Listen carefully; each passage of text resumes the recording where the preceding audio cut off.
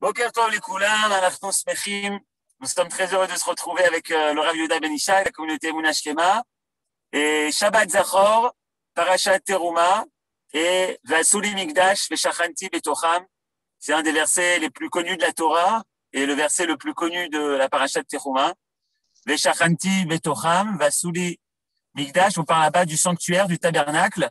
Et c'est un petit peu le thème que va aborder aujourd'hui le Rav Ben Ishai, puisque le cours s'intitule « Le sanctuaire et le veau d'or » chez Elanu Limoud Mevorach. Merci, Toda Rabba Aaron.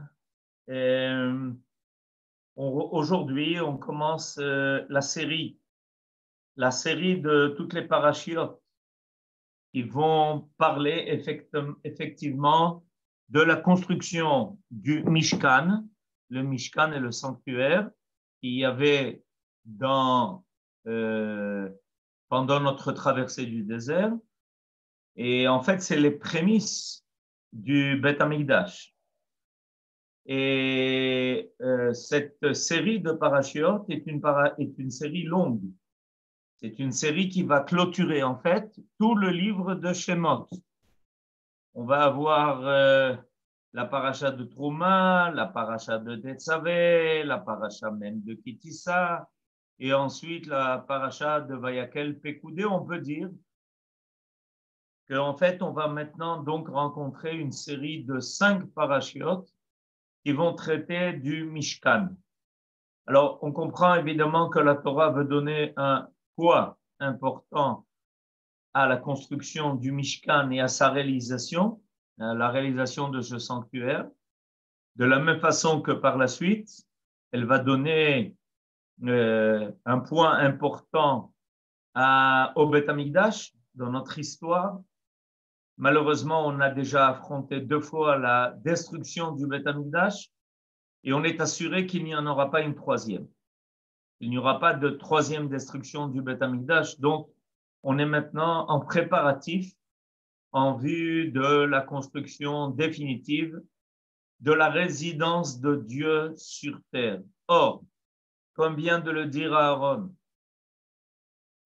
on est à la paracha de Zachor ce Shabbat, une paracha extrêmement importante et dont le Shulchan Aruch dit que c'est une mitzvah de la Torah d'aller l'entendre, parce que le but de Amalek est précisément d'empêcher la réalisation de ce projet, la réalisation du projet de la construction du Beth Amikdash. Et à chaque fois qu'on est en route vers Eretz Israël, et à chaque fois que l'on s'approche de la réalisation de ce projet, il y a tout de suite la menace de Amalek qui se pointe à l'horizon, exactement comme ça nous est arrivé aussi à Purim. Nous fêtons exactement dans une semaine, puisque tout le monde, la semaine prochaine, vendredi matin, lira la Megillat Esther. En effet, les enfants d'Israël étaient à ce moment-là en exil en Perse. Le but, c'était d'accélérer le processus du retour d'Israël sur sa terre pour construire le deuxième Beth Amikdash. Et ça a été bloqué. Ça a été bloqué et Aman a tout fait pour empêcher que ça ne puisse se réaliser. Quand il a compris que c'est ce qui risquait d'arriver, après avoir essayé de convaincre Achashverosh, évidemment, de ne pas permettre la reconstruction du Beth Amikdash, il a pensé que la meilleure solution était l'extermination de tout Israël, ce qui, évidemment, empêcherait la révélation de la présence de Dieu sur terre, parce que Aman est très conscient, comme Amalek de façon générale, qu'avec la présence du peuple d'Israël sur terre, il espère qu'il révèle aussi la présence de Dieu sur terre. Alors, aujourd'hui, je voudrais précisément aborder ce sujet-là, le sujet de la construction du Mishkan. D'après l'ordre des parachiotes, On est maintenant ce Shabbat, la paracha de Trouma, Shabbat prochain qui est pour nous à Jérusalem, Shabbat qui est Purim, on va être la paracha de Tetzavé, et Shabbat d'après, il y aura la paracha de Kitissa, où malheureusement, on devra affronter la faute du veau d'or. D'après l'ordre des parachutes, l'ordre donné par Akadosh Baruch Hu, par Dieu à Moshe Rabbeinu de construire le Mishkan a donc bien précédé la faute du veau d'or. Puisqu'on est à la paracha de Trouma, Ve'asuli Migdash Ve'shachanti Betocham, et que la semaine prochaine, ça sera la paracha de Tetzavé, et c'est seulement la paracha d'après, au milieu de la paracha de Kitissa, qu'on entendra parler de cet échec, qu'on entendra parler de cette faute terrible qui s'appelle le veau d'or.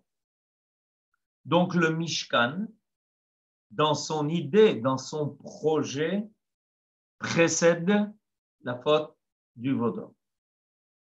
C'est une idée qui est importante à retenir.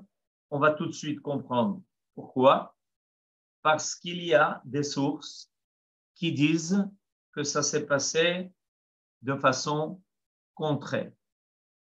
La source la plus connue concernant cette idée qu'il y a d'abord eu la faute du veau d'or et ensuite la construction du Mishkan, ou au moins, en tout cas, l'ordre qui a été donné, la construction qui va suivre après, cette idée-là est amenée par Rashi lui-même dans son commentaire sur la Torah.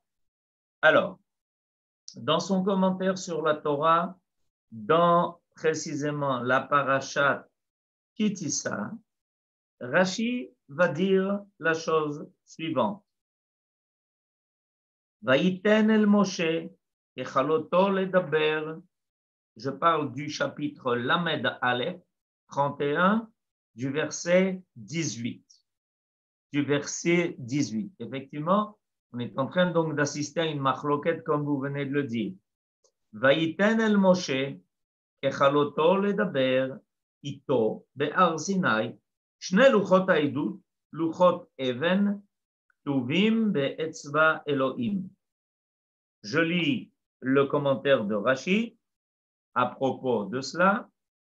En mukdam ou meuchar batorah. C'est un principe que Rashi amène un certain nombre de fois, que l'ordre des choses, tel qu'elle a été écrit dans la Torah, tel que ça a été écrit dans la Torah, n'est pas forcément l'ordre chronologique des événements. En mukdam ou meuchar batorah. Ma'aseh ha'egel kodem letzivui melechet hamishkan yamim rabim aya. La faute du veau d'or a précédé l'ordre de construire le Mishkan, a précédé l'ordre de construire le sanctuaire de nombreux jours auparavant. Et il explique comment ça s'est passé. Le 17 Tammuz, les tables de la loi ont été brisées par Moshe lorsqu'il est descendu après 40 jours du Sinaï. Ou Beyom Kippourim. Et de cette faute-là, qui était la suite, et évidemment, cet événement de la brisure des deux tables de la loi est venu comme conséquence de la faute du veau d'or. Ça s'est passé le 17 Tammuz. Ça a pris encore 2 fois 40 jours avant que Dieu ne pardonne et n'accepte de donner à nouveau les deuxièmes tables de la loi. Et ça s'est passé le jour de Yom Kippour. Velema Chorat, et c'est seulement le lendemain qu'on a commencé à ramasser de tout Israël les matériaux nécessaires à la construction du Mishkan. Et quand est-ce qu'il a été construit finalement? Le premier Nissan. Donc, d'après l'ordre des événements tel que nous le décrit Rashi, il y a d'abord eu tout de suite, après que les enfants d'Israël aient eu la révélation au Sinaï, 40 jours après le 17 Tammuz, Moshe Rabbeinu descend avec les 2 tables écrites de la main de Dieu. Il voit le spectacle en bas de tous ceux qui dansent autour du Vaudor, le 17 Tammuz. Il brise les 2 tables. Le lendemain, il va remonter, il va supplier Dieu pendant 40 jours une première fois. Et Dieu n'accepte pas encore de donner une deuxième fois les tables de la loi. Il va le faire seulement 40 jours après, qui vont se terminer le jour de Yom Kippour, et seulement le lendemain de Yom Kippour va commencer à être entrepris la construction du Mishkan. Alors, on entend ici une opinion, celle de Rashi, qui est en fait au nom du Midrash. Mais il y a une deuxième opinion. Cette deuxième opinion, c'est l'opinion du Zohar HaKadosh. L'opinion du Zohar HaKadosh apparaît dans la paracha de Vayakel et elle est reprise, cette opinion, par Nachmanide, par le Ramban, que en fait, les choses se sont passées dans l'ordre écrit dans la Torah. C'est-à-dire qu'il y a eu d'abord, alors que Moshe Rabbeinu était encore au Sinaï, pendant les 40 jours, depuis le 6 Sivan jusqu'au 17 Tammuz, pendant 40 jours, Moshe Rabbeinu est resté au Sinaï. Il a reçu de Dieu toute la Torah, et pendant ces 40 jours-là, il a aussi reçu l'ordre de construire le Mishkan. Seulement cet ordre-là que Moshe Rabbeinu avait reçu, il n'a pas pu le transmettre lorsqu'il est descendu, parce que le spectacle qui s'est offert à lui était un spectacle désolant.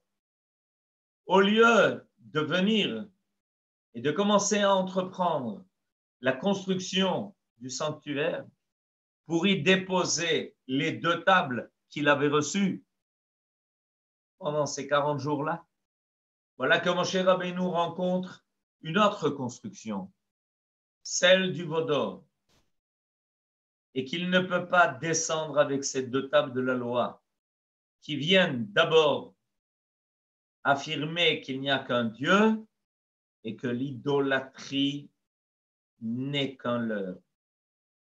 Alors, on a donc 2 opinions ici. Et est-ce que la destruction du temple est la conséquence du Vaudor? Et on va peut-être en dire un mot. Et avant, on va expliquer en fait qu'est-ce que disent ces 2 opinions. La première opinion, celle que j'ai amenée au nom de Rashi, parle de la construction du Mishkan, du sanctuaire, comme étant un tikkun, comme étant une réparation. Qu'est-ce qui est réparé par le Mishkan? En construisant le Vaudor, les enfants d'Israël semblent dire qu'ils veulent s'adresser à autrui qu'à Dieu.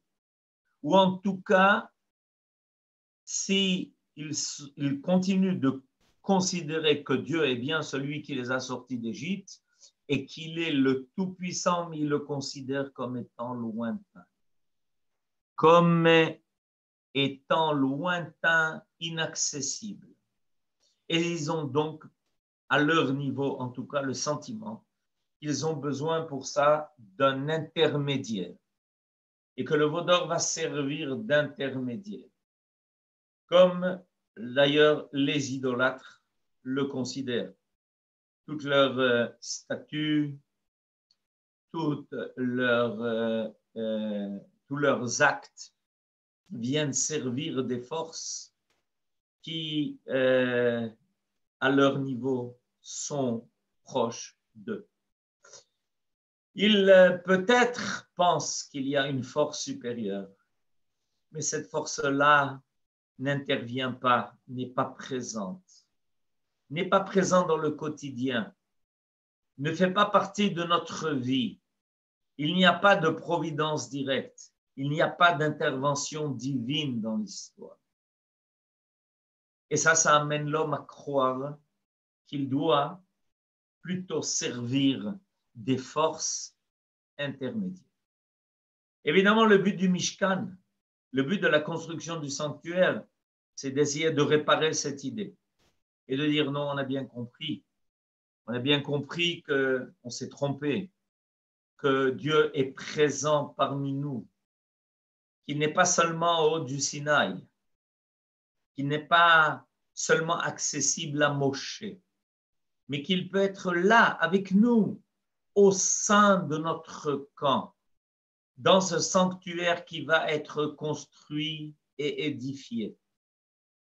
Et on va pouvoir se rendre au Mishkan, on va pouvoir rencontrer la présence de Dieu, on va voir des miracles, on va sentir combien il est là pour nous, en notre faveur. Et quand on aura fauté, on pourra amener quelque chose qui sera pour nous une kapara, quelque chose qui viendra expier nos fautes, en nous rapprochant de Dieu, parce que le mot korban vient du mot karov.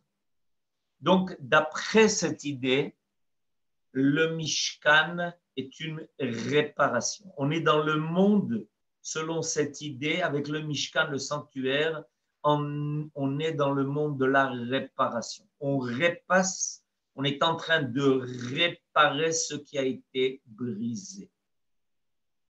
Et c'est effectivement qu'on comprend pourquoi, d'après cette idée-là, on a commencé à s'occuper du Mishkan, du sanctuaire, seulement après Yom Kippourim, seulement après qu'on ait reçu à nouveau 2 tables de la loi. Parce qu'on est en train de mettre en place un réceptacle qui permettra d'intégrer ces tables qui viennent nous donner le message divin. Donc, on est dans le monde de la réparation des débris. On essaye de réparer ce qui a été brisé. C'est donc un procès. Le Mishkan fait partie, selon cette idée, d'un processus de Teshuvah, comme ça a été d'ailleurs ici écrit. Mais quelle est l'idée autre, celle du Zohar HaKadosh, celle que Nachmanide va nous amener dans son commentaire au début de la paracha de Vayakel, dans le premier commentaire sur le chapitre 35 du livre de Shemot. Nous disent le Zohar et nous disent Nachmanide qu'il faut aller selon l'ordre des parachutes. Ce n'est pas évidemment par erreur que Dieu nous préserve que les parachutes du Mishkan ont été donnés dans cet ordre-là. D'abord, Trouma et Tetzavé, avant Kitissa, où apparaît la faute du Vaudor. Et on explique cette idée parce que c'est une idée fondamentale. C'est une idée qui est peut-être l'idée dont on a aujourd'hui le plus besoin, qui nous est tellement nécessaire. Cette idée est que, voilà, nous dit maintenant, Aaron nous montre maintenant le texte de Nachmanide. Vayakel Moshe et kol adat bnei Israël. Yichlol kol adat bnei Israël. Tous, sans exception, Anashim ve Anashim, aussi bien les hommes que les femmes, qui kulam itnadvu bemelechet hamishkan. Tout le monde s'est porté volontaire pour construire le sanctuaire. Veine, Moshe achar shetziva le'Aaron ve'anesim ve'kol bnei Israël האנשים, כל אשר דיבר השם איתו בהר סיני, אחרי שבור הלוחות, ונתן על פניו המסווה. D'abord, donc, Moshe Rabbeinu rassemble les enfants d'Israël. Il les rassemble et il vient leur dire qu'on doit maintenant réaliser l'idée qui lui avait déjà été donnée, le message divin qui avait déjà été transmis. Alors, selon ce principe-là, ce principe du Zohar HaKadosh et de Nachmani, l'idée, l'idéal a précédé de loin la faute. Il faut s'habituer à ce principe essentiel d'après ces sources profondes qui viennent exactement expliquer le sens simple de la Torah, où on voit que les parachutes de Trouma et de Tetzavé ont précédé la faute du Vaudor. Il y a dans le monde toujours l'apparition d'un idéal avant que ne surgissent les obstacles, les difficultés, les obstacles à surmonter. Par définition, le divin, c'est-à-dire le parfait, doit précéder la réalité. Et j'explique pourquoi. Parce que si le parfait ne précédait pas la réalité, ça voudrait dire que le divin n'est pas capable, il n'est pas capable de révéler une perfection. Si on commence par la faute et qu'ensuite on ne parle que de la réparation de la faute, ça voudrait dire qu'a priori, l'histoire n'est capable de révéler que quelque chose d'imparfait. Et ça trouble énormément l'humanité, énormément de gens. Cette idée que la faute, l'échec, est toujours la première chose que l'on va rencontrer. Et alors, il se pose des questions, mais où se cache le parfait? Où est ce monde absolu? Où est l'infini? Où est l'éternité? Puisque la première chose que l'on va rencontrer est la faute et l'échec. Même si ensuite il y a la capacité de la tchouva, même s'il y a la capacité ensuite de récupérer. Mais comment se fait-il que l'histoire commence tout de suite par un échec? Ça voudrait dire que le divin lui-même n'est pas capable de faire apparaître quelque chose a priori de parfait, qu'il ne peut s'occuper que d'aider à réparer ce qui a été brisé. Or, cette idée est extrêmement dangereuse. Pour plusieurs raisons, elle est dangereuse. Ça voudrait dire qu'il n'y a jamais l'idée de la perfection qui a été présente sur terre. Alors, où est le parfait divin?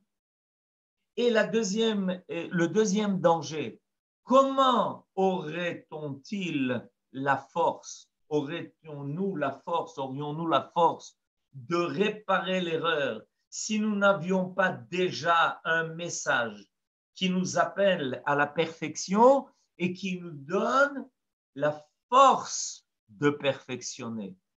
Parce qu'on ne peut perfectionner ce qui est imparfait qu'avec des bagages de perfection. On ne peut pas parfaire l'imparfait avec l'imparfait lui-même.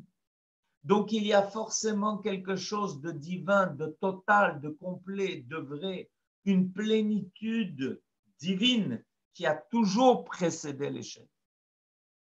Et cette idée-là, dont on est en train de parler maintenant, c'est cette idée qui pense que l'ordre de construire le sanctuaire de Dieu sur terre, le Mishkan et ensuite le Beth Amikdash, cette idée a précédé le Vaudor. Elle a précédé la faute. Il y a eu forcément déjà a priori l'idée divine que la terre, le monde où nous vivons, est un monde qui permet, qui rend possible l'apparition du divin sur terre, malgré les limites de ce monde, malgré son imperfection, malgré ce qui semble tellement être un écran à la lumière. Ben, c'est une erreur, parce que Dieu a créé les cieux et la terre. Bereshit bara Elohim et hashamayim ve'et haaretz. La terre fait partie de la perfection divine. La terre fait partie du projet divin a priori et pas a posteriori. Il n'y a pas de lutte a priori entre les cieux et la terre, entre l'âme et son corps. Il s'agit d'une aventure a priori. Et donc, à partir de là, on peut comprendre comment se fait-il que l'idée de construire le Mishkan, c'est-à-dire de permettre une résidence à Dieu sur terre parmi nous, à travers nous, était une idée qui était possible. Elle a été révélée par Dieu à Moshe pendant les 40 jours où il était au Sinaï. Voilà l'essentiel. Ces premiers 40 jours sont le haut de la réalité. Comme chez un homme. On a chez un homme 3 parties dans son être. On a la partie supérieure, qui est sa tête, qui est son cerveau, qui est ses idées, qui est la capacité d'accéder à quelque chose qui est au-dessus de lui. On a une deuxième partie qui comprend son cœur, qui comprend l'endroit où il est capable de sentir. Et on a la troisième partie qui, elle, repose sur terre. Alors, on a 3 fois 40 jours. Les premiers 40 jours sont notre tête, sont notre idéal, sont l'idée première, sont l'idée de Bereshit, bara et Elohim et hashamayim et haaretz. Voilà cette idée-là. Et quand cette idée veut apparaître sur terre, alors à ce moment-là, elle doit se confronter à l'imparfait. À l'imparfait qui demande, qui réclame d'être perfectionné. C'est le travail de l'homme. Et Moshe Rabbeinu va rencontrer tout de suite, en descendant du Sinaï, le contraire du sanctuaire et le Vaudor. C'est le contraire. C'est le métal sans âme. Moshe Rabbeinu arrive avec une âme. C'est évidemment les 2 premières tables du message divin sur lesquelles tout le message divin est concentré avec des lettres divines sur des tables qui sont divines. Et il les descend et il les fait approcher de notre monde. Et là, voilà que tout d'un coup, il découvre que des hommes ont voulu édifier une matière froide, sans âme, le veau d'or. Et évidemment, il est quelque chose d'extrêmement difficile de faire entrer une âme dans une matière qui est morte, qui n'a pas de vie. Et c'est là que se passe la brisure. C'est là que va commencer le processus d'une récupération de l'idéal qui a voulu apparaître au bout de 40 jours sur terre. Évidemment, ce processus, vous le savez, vous le connaissez, on l'a vécu au moment de la création du monde. Le Gan Eden a précédé l'exil. L'homme était dans le Gan Eden avec sa femme. Ils étaient dans un idéal de vie totale, dans une unité complète. Et voilà que cet idéal veut apparaître, mais il rencontre un serpent. Il rencontre quelque chose qui rampe à terre, quelque chose qui se veut seulement matière. Et va commencer le parcours long et difficile de l'histoire de l'homme pour essayer de retrouver le Gan Eden, pour essayer d'y rentrer, pour essayer de revenir là-bas. Ce que nous proposons à chaque Khatan et à chaque Kala lors de leur choupa, en leur parlant du Gan Eden et en leur disant que dans leur union, ils pourront retrouver ce Gan Eden perdu.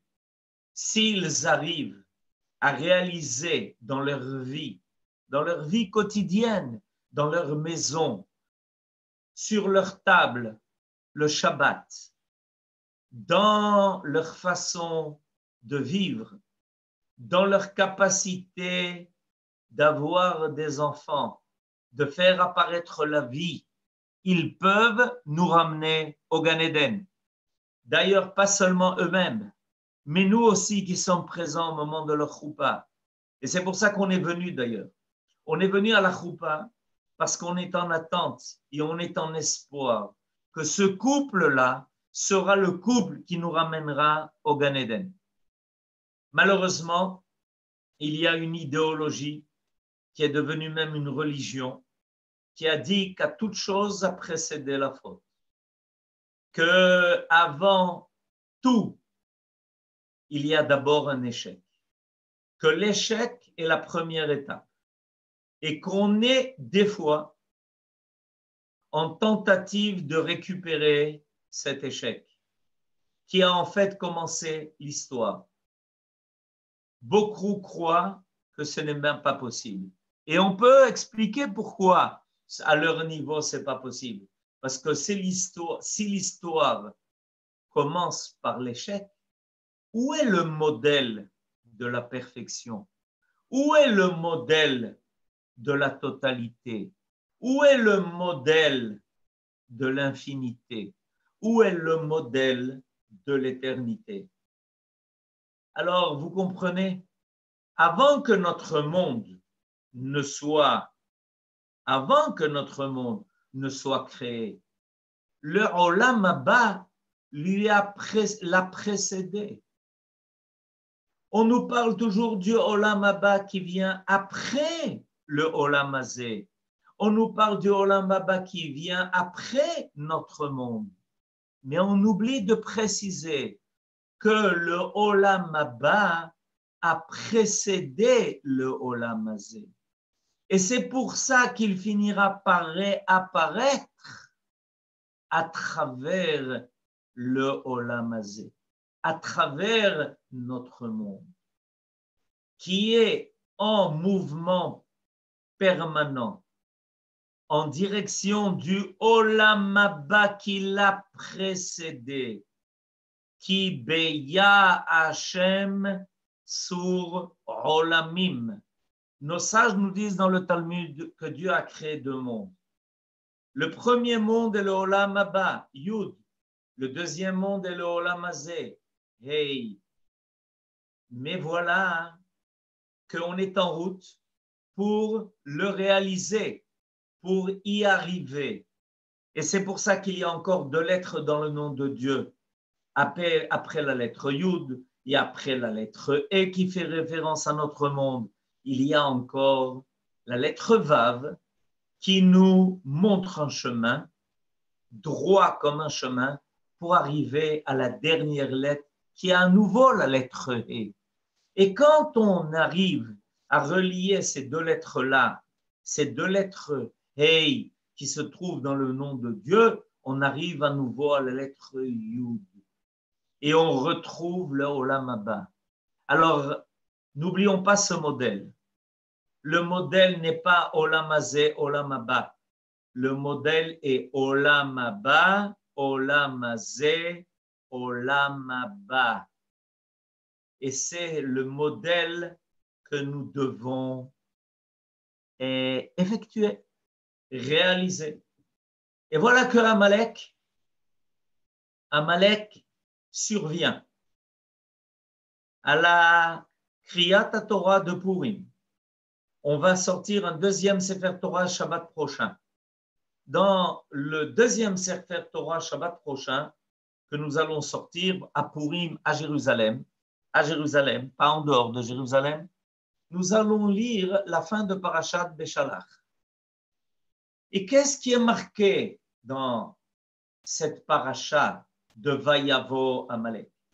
Il est marqué que Amalek fait tout pour que n'apparaissent pas les deux dernières lettres du nom divin.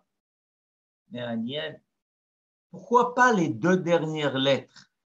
Ki Yad, Al-Kes, Ya. Mais au nom de Dieu, là manque les deux dernières lettres. Parce que voilà exactement ce que Amalek veut empêcher de faire, veut empêcher de réaliser. Il veut empêcher des hommes qui ont conscience exactement, vendredi prochain pour les autres, il y a des gens qui ont conscience qu'il y a le Olam Haba qui a précédé le Olam Hazeh. Et ils sont inspirés par ce Olam Haba qui a précédé le Olam Hazeh. Et ils veulent à nouveau le faire réapparaître. Ils veulent à nouveau faire réapparaître ce Olam Haba à travers le Olam Hazeh. Mais pour ça, il faut un travail. Pour ça, il faut relier. Il faut relier ces deux parties du nom de Dieu. La lettre Hey qui termine sa première partie et la lettre He qui termine sa deuxième partie. Et quand on réalise cela, voilà que tout d'un coup réapparaît la lettre Yud. Et voilà qu'à nouveau réapparaît le Olam Haba qui s'était caché. Alors, maintenant, je voudrais conclure et terminer en répondant à la question qui m'a été posée. Mais comment se fait-il qu'il y a une machloket?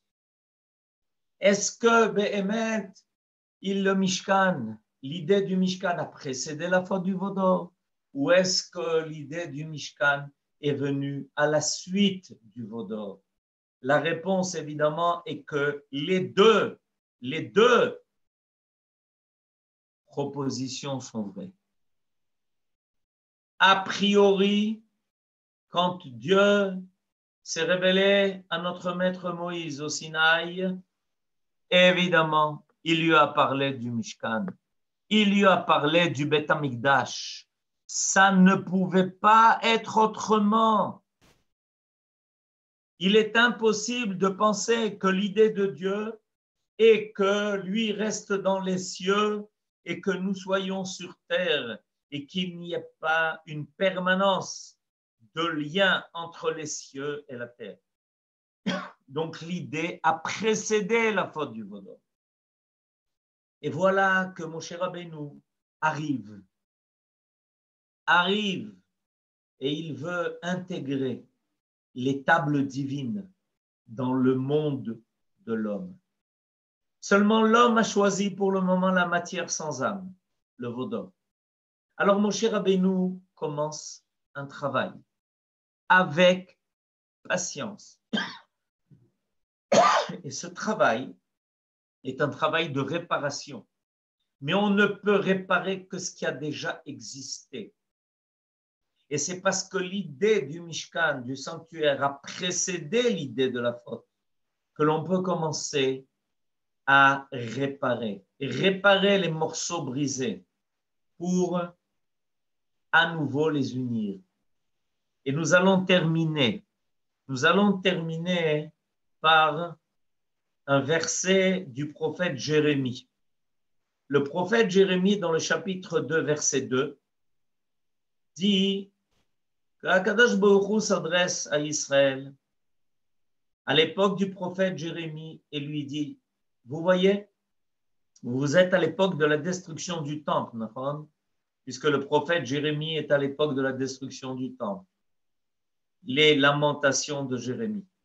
Sachez une chose, je n'ai pas oublié. Je n'ai pas oublié l'idéal. Lisons ensemble ce que Aaron nous propose maintenant sur le tableau. Vaïd var Adonai elai lemor, haloch vekarata beoznei Yerushalayim lemor. Va dire aux oreilles, va faire entendre à Jérusalem la chose suivante. Ko amar Adonai, voilà ce que Dieu a à te dire là, maintenant, au moment de la destruction. Zacharti lach chesed ne'uraich, a'avat kelulotaich, lechtech acharai bamidbar beretz lazurua. Nous dit la destruction. Il nous dit la chose suivante. Il nous dit, tu sais, je ne vous ai pas oublié. Je n'ai pas oublié les noces. Je n'ai pas oublié ce temps où on était dans un amour total, où on était dans l'idéal. Cet idéal qui a précédé la faute, qui a précédé jusqu'à la destruction du temple. Mais pourquoi rappeler à ce moment-là, à un moment de la destruction du temple, pourquoi rappeler ce temps idéal? Parce que Akadosh Baruch Hu est en train de nous donner le message le plus important. Cet échec va être surmonté. La destruction n'est que provisoire. Votre départ en exil n'est que momentané. Vous en reviendrez et vous finirez par reconstruire un temple qui ne sera jamais détruit parce qu'il fera apparaître l'idée première du sanctuaire, celle que j'avais révélée. Que mon désir le plus absolu soit qu'il n'y ait pas de fossé entre les cieux et la terre, mais que ça soit un seul et même monde, le monde de Dieu et le monde des hommes qui soient capables d'être ensemble. Shabbat Shalom. Toda Rabba, merci beaucoup, Nisha et la communauté des Emunah Shlema. Merci à plus de la centaine de personnes qui étaient présentes. Et merci à tous les messages. C'est bien d'avoir un répondant. Le Rabbi Nisha arrive à lire vos commentaires. Et on va tout de suite donner les horaires de Shabbat. On a dit Shabbat Zachor. Mouvan, c'est le temps d'aller à la synagogue. Tous ceux qui peuvent aller au Beit HaKnesset pour écouter la Sidra de Shabbat Zachor. Et l'entrée du Shabbat se fait en heure suisse, se fait à 17h49, sur Paris à 18h, à Yerushalayim Ira Kodesh, 16h49. On finit comme chaque semaine en musique, Ibané Amigdash, puisque on a commencé par ça. Le Rav a mentionné le fait qu'on est dans l'époque de la reconstruction du troisième Beit Amigdash, qui, Bezrat Hashem, ne se détruira plus. Vous pouvez ouvrir les micros, souhaiter Shabbat Shalom, Rabbi Ben Ishai, Shabbat Shalom à tous. Ibané Amigdash. Shabbat Shalom, merci beaucoup. C'est toujours bien un message positif. Shabbat Shalom, Rav. Très positif, merci beaucoup. Shabbat Shalom. Shabbat Shalom, Rav. Toda pour hier aussi, c'était vraiment super. Cette soirée était super. Malgré que j'ai une panne d'électricité, mais Shabbat Shalom. Shabbat Shalom à tout le monde. Shalom. Shabbat Shalom. Shabbat Shalom. Merci beaucoup. Shabbat Shalom. חצבת האבן להקים בניין חדש אם בחצבת אבן להקים בניין חדש, לא לשווא אחי חצבת לבניין חדש, כי מן האבנים האלה ייבנה מקדש.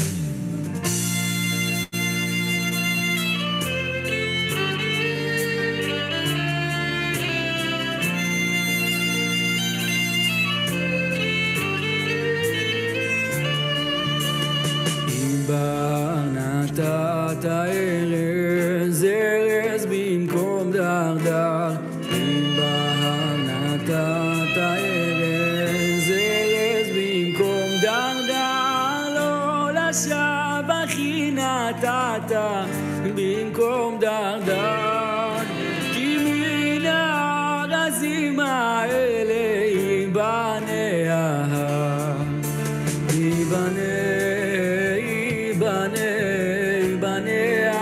המקדש, ייבנה המקדש, ייבנה המקדש, ייבנה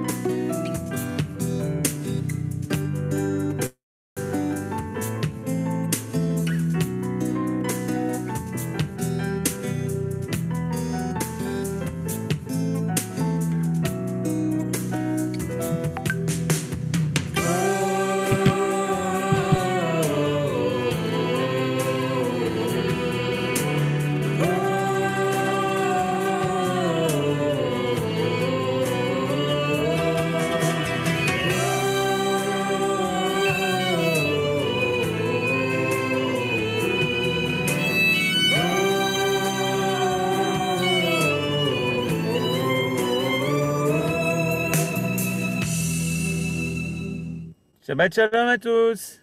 Kol tov.